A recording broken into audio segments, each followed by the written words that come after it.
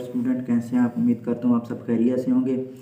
आज मैं आपको 9th की मैथ के पहले चैप्टर के एमसीक्यूज़ हल करवाऊँगा। बुक में जो एमसीक्यूज़ होते हैं उन पर रट्टा लगाने का कोई फ़ायदा नहीं है, क्योंकि एग्ज़ाम में बाज़ दफ़ा बंदे को भूल जाता है, टेंशन होती है, बहुत ज़्यादा प्रेशर होता है। जैसे ही पेपर सामने आता है तो बंदे को कुछ भी याद नहीं रहता। रट्टे वाले का ख़ास तौर पर भूल जाता है कि इसका पता नहीं कौन सा ऑप्शन था। और इसके अलावा एग्ज़ामिनर जो है कभी कभार वो चेंजिंग भी कर लेता है थोड़ी बहुत। जो हमने एमसीक्यूज़ रट्टा लगाया होता है बुक वाला, एग्ज़ामिनर उसमें थोड़ी बहुत चेंजिंग कर देता है, तो वो आंसर इस तरह गलत आ जाता है। तो मैं आपको सारे जो एमसीक्यूज़ हैं बुक वाले वो हल करवाऊँगा और कंसेप्ट के साथ आपको क्लियर करवाऊँगा कि किस तरह ये एमसीक्यूज़ हल हुआ है और इसका कैसे करेक्ट आंसर है। तो सबसे पहला एमसीक्यूज़ है कालिब का दर्जा है। तो हमने कालिब का दर्जा मालूम करना है कि इसका दर्जा कौन सा है। तो सबसे पहले हम इसे हल कर देते हैं कि कालिब का दर्जा होता क्या है। इंग्लिश में इसे कहते हैं ऑर्डर ऑफ मैट्रिक्स। तो कालिब का दर्जा होता है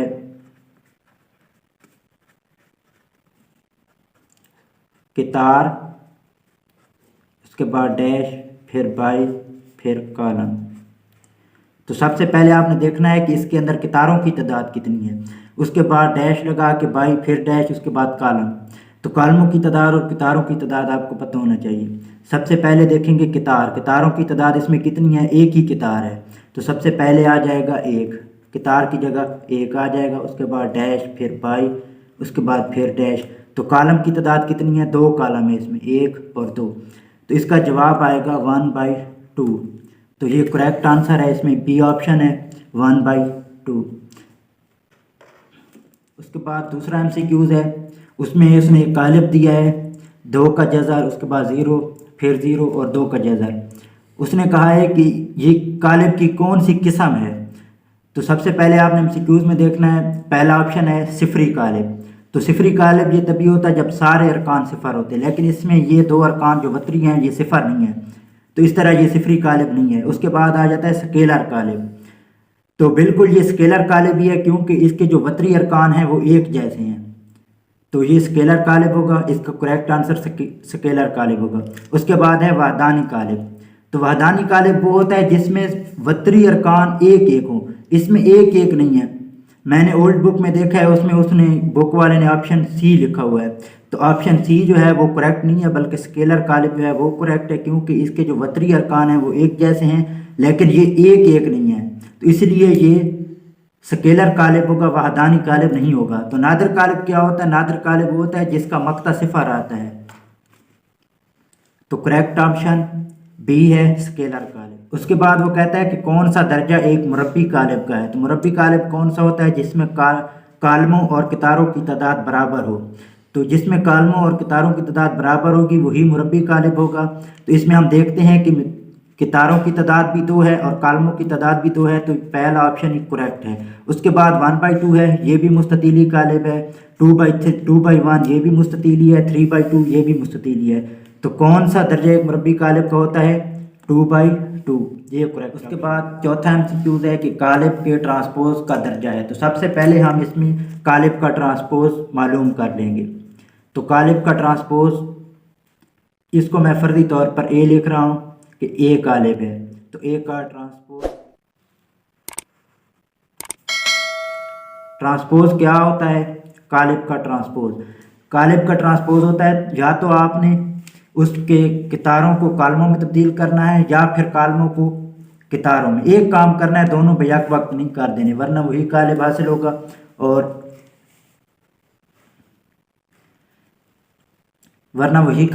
होगा और आंसर गलत आएगा।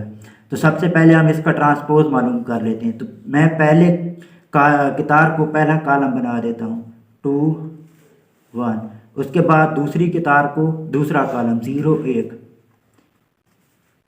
उसके बाद तीसरी कितार 3 2 को मैं तीसरा कालम बना देता हूँ।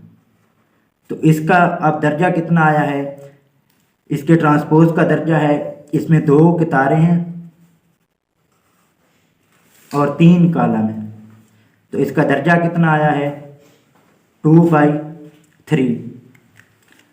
तो करेक्ट ऑप्शन जो है इसमें वो कौन सा है, 3/2। ये फॉल्स है, गलत है। उसके बाद आ जाता है 2/3, तो बी ऑप्शन जो है वो करेक्ट है। उसके बाद उसने एक कालिब दिया है 5वें MCQs में, जिसमें वो पूछता है कि इस कालिब का एडजॉइंट किसके बराबर है। तो आपको पता होना चाहिए कि कालिब का एडजॉइंट क्या होता है। सबसे पहले हम इसका एडजॉइंट मालूम करेंगे। इसी कालिब का एडजॉइंट क्या है?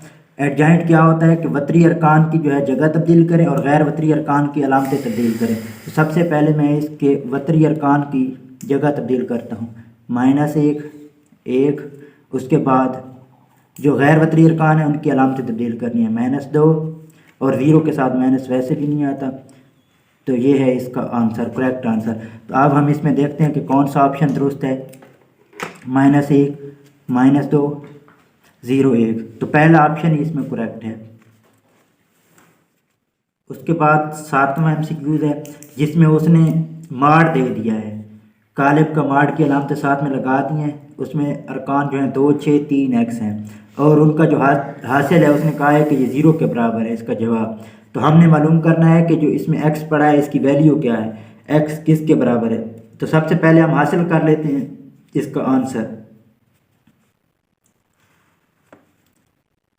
तो 6 3 x, इसे हल करते हैं तो ये किसके इक्वल आएगा।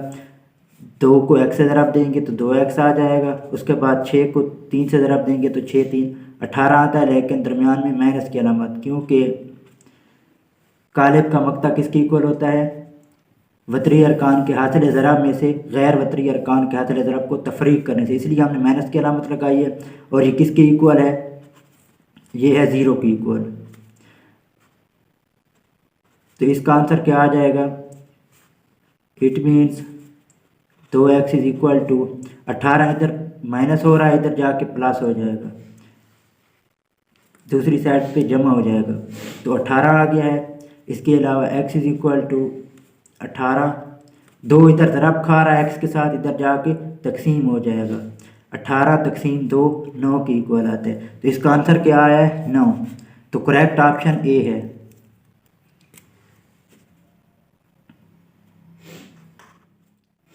उसके बाद लास्ट MCQs है 8वां। उसमें वो पूछता है कि अगर x प्लस एक कालिब दिया है, इन्हें आपस में जमा किया जाए तो उसका जवाब जो है वो इसके बराबर आता है। तो आपने इसमें x की वैल्यू ढूंढनी है कि x की वैल्यू क्या है, x की वैल्यू मालूम करनी है। तो उसने 2 कालिब दिए हैं, उसने कहा है कि इन 2 को जमा करें तो उसका जो जवाब है वो ये आता है, ये कालिब हासिल होता है हमें। तो अब इसका जवाब मालूम करने के लिए हम क्या करेंगे, ये वाला कालिब इसके साथ जमा हो रहा है, दूसरी साइड पे जाके क्या हो जाएगा, तफरीक हो जाएगा। तो हम इसे तफरीक कर देंगे।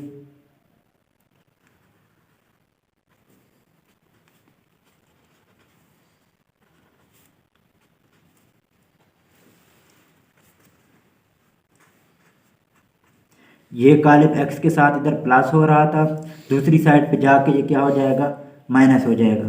तो अब हम इसको हल करते हैं जी। तो 1 माइनस, अब माइनस का 1 है तो इसे किस में लिखेंगे, ब्रैकेट में लिखेंगे। उसके बाद आ जाता है 0 माइनस -2, उसके बाद 0 माइनस 0, उसके बाद 1 माइनस -1। तो इसका हल क्या आएगा, 1 माइनस माइनस जमा 2 हो जाएगा। उसके बाद माइनस माइनस जमा, 0 में 2 जमा करें तो 2 जवाब आता है। उसके बाद 0 में से 0 निकालें तो 0 आता है। 1 माइनस माइनस जमा 1 जमा 1 2 हो जाता है। तो इसका हासिल जो है वो ऑप्शन डी है, डी में उसका आंसर पड़ा है। तो करेक्ट ऑप्शन हुआ डी। कभी कभार वो MCQs में इन जो खाली जगह पड़ी है इसमें से भी कभी कभार वो MCQs उठा लेता है, तो इसलिए मैंने ये भी हल करा दिए साथ में। तो ये हम हल करेंगे। सबसे पहले उसने कहा है कि उसने कालिब दिया है और हमसे पूछा है कि इसे क्या कहते हैं। तो इसके सारे अरकान क्या है, सिफर है, तो इसलिए इसे क्या कहेंगे, सिफरी कालिब कहते हैं, सिफरी कालिब। उसके बाद उसने एक और कालिब दिया और उसका पूछा है कि ये कौन सा कालिब है। तो आप देखें कि ये स्केलर तो है, लेकिन स्केलर के बाद इसमें दोनों अरकान जो हैं वो एक एक हैं, तो इसलिए ये वहदानी या ज़रबी ज़ाती कालिब होगा, वहदानी या ज़रबी ज़ाती कालिब। उसके बाद उसने पूछा है कि कालिब का जमी माकूस कालिब क्या है। तो जमी माकूस कालिब क्या होता है, अगर उसके अरकान को -1 से ज़रब दी जाए तो जो कालिब हासिल होगा वो उसका जमी माकूस होगा। अब इस तरह भी इसे समझ सकते हैं कि अगर एक और कालिब इसमें से तफरीक कर दिया जाए तो इसका जवाब क्या है, सिफर है, सिफर सिफर हासिल हो। तो हम जब हल करेंगे -1 से ज़रब देंगे तो ये -1 हो जाएगा, ये -2 है तो जमा का 2 हो जाएगा। उसके बाद 0 के साथ कोई अलामत नहीं आती, -1 है तो ये जमा के 1 आ जाएगा। तो ये है इसका जमी माकूस कालिब। उसके बाद वो चौथे खाली जगह में पूछता है कि आम तौर पर ज़रबी कालिब कि अगर कालिबों को ज़रब दी जाए तो उनका जो हासिल है ए बी वो बी ए के इक्वल कभी नहीं होगा, बी ए के इक्वल कभी नहीं होगा, और उसको इस अलामत से ज़ाहिर किया जाता है, ये है ना बराबरी की अलामत, यानी कि ये बराबर नहीं है आपस में। उसके बाद 5वें MCQ में वो पूछता है कि कालिब ए जमा बी मुमकिन है अगर ए और बी का मर्तबा मसावी हो या बराबर हो, दोनों का मर्तबा बराबर होगा तभी ये हल होंगे, वरना हल नहीं होंगे। उसके बाद वो पूछता है कि कालिब कहा जाता है कालिब अगर उसके कालम और कितारों की तादाद बराबर हो, कि अगर किसी कालिब के कालम और कितारों की तादाद बराबर हो तो उसे क्या कहते हैं, उसे कहते हैं मुरब्बी कालिब, मुरब्बी कालिब अगर उसके कालम और कितारों की तादाद बराबर। हमारा आज का जो टॉपिक था ये कंप्लीट हो गया है। अगर आपको हमारी वीडियो पसंद आई हो तो हमारे चैनल को सब्सक्राइब करें, साथ में बेल आइकन को दबा दें ताकि हमारी हर आने वाली नई वीडियो का नोटिफिकेशन आपको मिलता रहे, और ये वीडियो दोस्तों में शेयर भी कर दें ताकि किसी दूसरे का भी फ़ायदा हो जाए।